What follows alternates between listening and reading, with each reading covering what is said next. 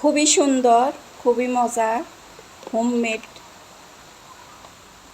মোগলাই পরোটা। দেখে নাও কিভাবে বানাইলাম। খুবই সহজভাবে বানিয়ে নিলাম, যে কেউই বানাতে পারে এইভাবে। দেখে নাও, যদি দেখো বানাতে সুবিধা হবে, নতুনদের জন্য অনেক সুবিধা হবে আর কি। আমি যেভাবে তৈরি করলাম, এই তো প্রথমে আমি আটাটা মাখিয়ে নেব। প্রথমে তেল দিয়ে দিলাম, একটু কালো জিরা দিয়ে দিছি ফ্লেভারের জন্য। এটা আর কি না দিলেও চলবে, দিলেও চলবে আর কি, টেস্টের জন্য। যে পছন্দ করে দিবে, যে না পছন্দ করে না দিবে। একটু সাদা তেল দিয়ে দিছি হাতে লেগে যাওয়ার কারণে, সুন্দর হয় ডো বা আকার বানাতে, সুন্দর হয়, মাখানোটাও ভালো হয়। এই তো সফট একটা ডো বানিয়ে নিলাম। এখন তিন ভাগে ভাগ করে নেব আটা। ভাগ করে সুন্দর করে রেখে দেব, যাতে সফট এবং সুন্দর হয়, নরম হয়। এখন আমি ডিমের পোরটা রেডি করব। ডিম, পেঁয়াজ কুচি করে নিয়েছি, কাঁচামরিচ নিয়েছি, আর একটু হলুদ মরিচ নিয়েছি।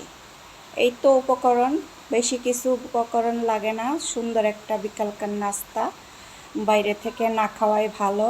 বাসায় স্বাস্থ্যকর, মানে সুন্দর পরিবেশে বানানো, ওইটাই খাওয়া, তৃপ্তির সাথে খাওয়া যায় আর কি। আর টেস্টের ব্যাপারেও বিকল্প নাই। বাসায় যে বানানোর যে মজাটা, ওইটা আর কি বাইরেরটার মতো লাগে না। তার জন্য একটু কষ্ট হইলেও বাসায় বানিয়ে খাইলে অনেকটা মজা করে খাওয়া যায়। বিকেলবেলা সবার সাথে আনন্দ করে খাওয়া যায়। সুন্দর একটা রেসিপি, সবাই বানাতে পারে, যেহেতু বানাতে পারে সুন্দর করে। আর নতুনরা হয়তো না দেখলে বুঝতে পারবে না যে এটা কিভাবে বানাইলো।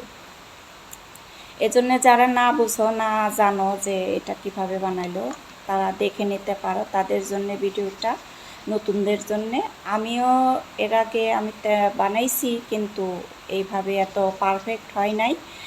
আমি এখন বানাইতে যেটা আমার ভালো লাগছে, ওইটা আমি শেয়ার করছি।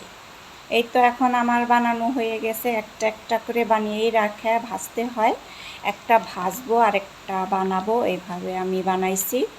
এই তো প্রথমটা দিয়ে দিলাম, তারপরে আরেকটা তৈরি করে নেব। এটা ভাজতে ভাজতে আরেকটা তৈরি করে নেব। রুটি বানিয়ে রেডি করে রাখছি।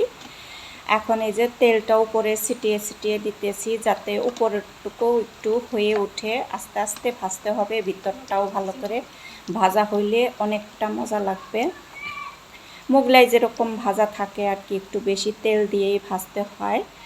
কেউ কেউ কম তেলেও ভাজতে পারো, কম তেলেও ভাজা যায় আর কি। ওইটা ভিতরে সুন্দর হবে না তেমন একটা। এই তো আমি আরেকটা করে নিলাম। এখন ফিরাতে করলে, বেলুন ফিরাতে করলে তো ডিমটা সাইড দিয়ে পড়ে যায়, এই জন্য আমি প্লেটে করে নিছি। এটা সুবিধা হয় আর কি, সুবিধার জন্য দেখিয়ে দিলাম যে প্লেটে করে নিলে ডিমটা সাইড দিয়ে পড়বে না। সুন্দর পুরাটাই এই প্লেটের মধ্যেই থাকবে। এইভাবে করে নিতে পারো মোগলাইয়ের জন্য। এইভাবে প্লেটে করে নিলে সুন্দর আর কি, সব দিক দিয়েই ভালো। ডিমটাও উতলিয়ে পড়বে না ভিতর থেকে। আমার প্রথমে পড়ে গেছিলো, এই জন্যে দেখিয়ে দিলাম যে এইভাবে করলেও ভাজাটা ভিতরে ডিমটা থেকে যায়। এই তো ভাজা হয়ে গেছে আমার। এই তো দেখো কত সুন্দর হয়েছে, সবটি ভেজে নিছি। এখন আমার কাটার পালা।